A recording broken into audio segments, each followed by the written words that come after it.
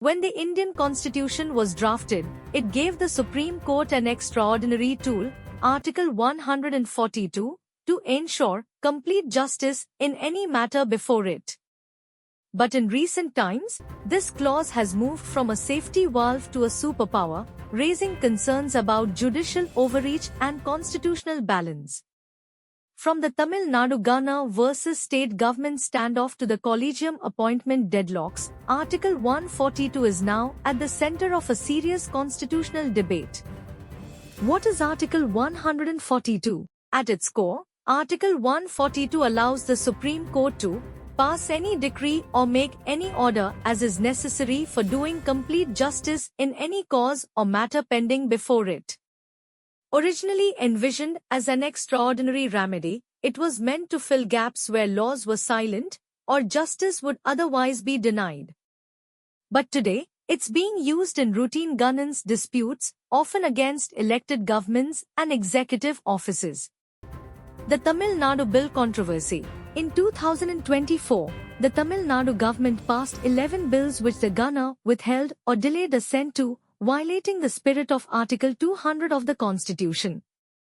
Rather than let the matter escalate to the President or trigger constitutional mechanisms, the Supreme Court stepped in under Article 142 and deemed the bills passed. Why does this matter? The Ghana is the President's appointee. Bypassing the Ghana indirectly pressurizes the President, sidestepping the Union's constitutional role. It sets a precedent. The court can override delays or objections by elected or appointed executive authorities.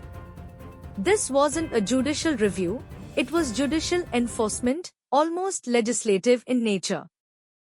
Judiciary versus President, a shadow tussle. Though the case didn't name the President, the implications are clear. If a Ghana chooses to withhold a bill and send it to the President for advice, Article 142 can now short-circuit that process. It leads to a serious constitutional question: can the Supreme Court enforce its version of justice over the Union's decision-making authority? The answer remains murky, but the implications are alarming. The collegium conflict, another 142 stretch. In the 2015 NJC judgment, the Supreme Court struck down the National Judicial Appointments Commission, reinstating the collegium system. When the centre delayed appointments, the court threatened to invoke Article 142 to enforce its judicial selections. By 2023, the SC was openly saying, "We may be compelled to use Article 142 if appointments are not acted upon." This undermines the President's role as the constitutional appointer of judges under Article 124. What's left is a rubber-stamp presidency, where judiciary proposes and enforces, leaving no room for executive consultation. Can the Union government push back?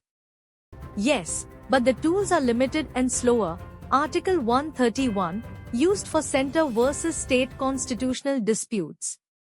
Articles 256 and 257 direct state governments to comply with union laws. Attorney General can file for compliance or contempt. But these take time, while Article 142 allows the Supreme Court to act immediately, often without accountability. Federalism at risk? India's democracy rests on a balance. Centre, states, judiciary, and the President all play defined roles. But if Article 142 becomes the norm, the judiciary starts to dominate, interpreting laws, enforcing its own judgments, bypassing executive and legislative will. This transforms the Supreme Court from an interpreter of the Constitution into a de facto super-government. Conclusion: justice or supremacy? Article 142 is meant to be a fire alarm, used only in exceptional emergencies.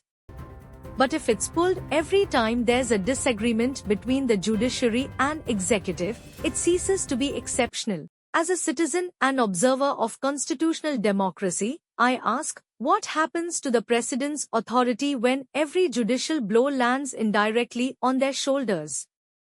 This is not just about legal turf wars, It's about preserving the structure of our republic. Focal Alpha News. Real news for real world.